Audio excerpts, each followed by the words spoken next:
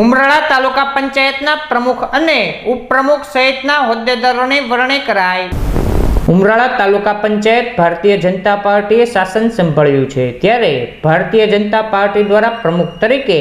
રામભાઈ ભીખાભાઈ સાંગા અને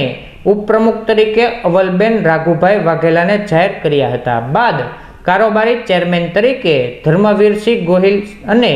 શાસક પક્ષના નેતા નટવરભાઈ બુધાભાઈ પન્નારા અને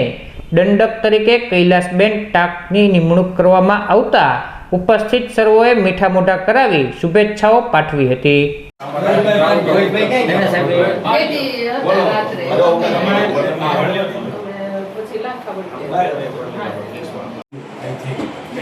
રેજો વિડિયો થાય રહ્યો રહ્યો એને પાર્લામેન્ટમાં વિશ્વકર્મા ચેરમેન દાર તૈણી ઓલુમાં આવ્યો ઓલુમાં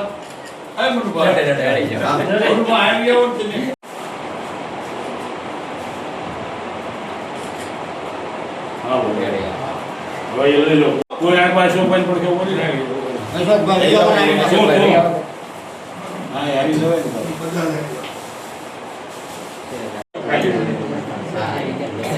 વન દે કે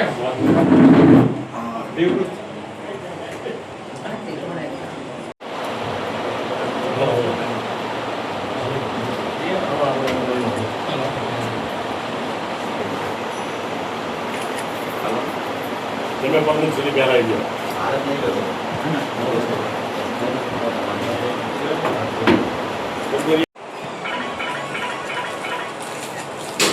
તમે ભાઈ આવો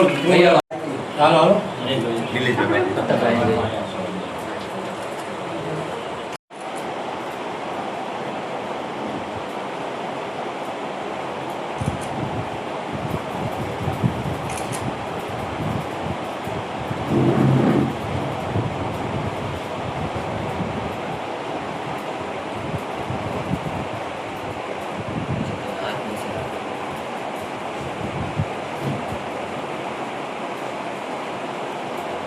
હું રામભાઈ સાંગા, ગામ લંગાળા, તાલુકો ઉમરાળા।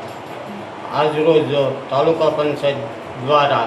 મારી પ્રમુખ પદ તરીકેની વરણી કરી છે, તો પાર્ટીના તમામ કાર્યકર આગેવાન ભાઈઓ તથા જનતાનો ખૂબ ખૂબ આભાર માનું છું અને ખુશી વ્યક્ત કરું છું। આજ રોજ ઉમરાળા તાલુકા પંચાયત ખાતે તાલુકા પંચાયતની બેઠકમાં સર્વાનુમતે ઇનરી પામતો રામભાઈ ભીખાભાઈ સાંગાને પ્રમુખ તરીકે અવલબેન રાઘુભાઈ વાઘેલા તથા કારોબારી ચેરમેન તરીકે ભાઈ શ્રી ધર્મવીરસિંહ ગોહિલને ચૂંટાઈ કાઢવામાં આવેલ હતા। ત્યારે આ સૌ તાલુકા પંચાયતના જીતેલા સદસ્યો દ્વારા સૌ મતદારોનો હૃદયપૂર્વક આભાર માનવામાં આવ્યો, તેમજ આપણા તાલુકાના ગામડાઓમાં પ્રાથમિક સુવિધાઓમાં વધારો થાય અને આવતા દિવસોમાં આખી એક ટીમ કામ કરે અને અમારા જિલ્લાના સૌ આગેવાનો આદરણીય અધ્યક્ષ શ્રી દિગ્વિજયસિંહ ગોહિલ સહિત આગેવાનોના માર્ગદર્શન હેઠળ આ ટીમ કામ કરશે અને તાલુકામાં વધુમાં વધુ આ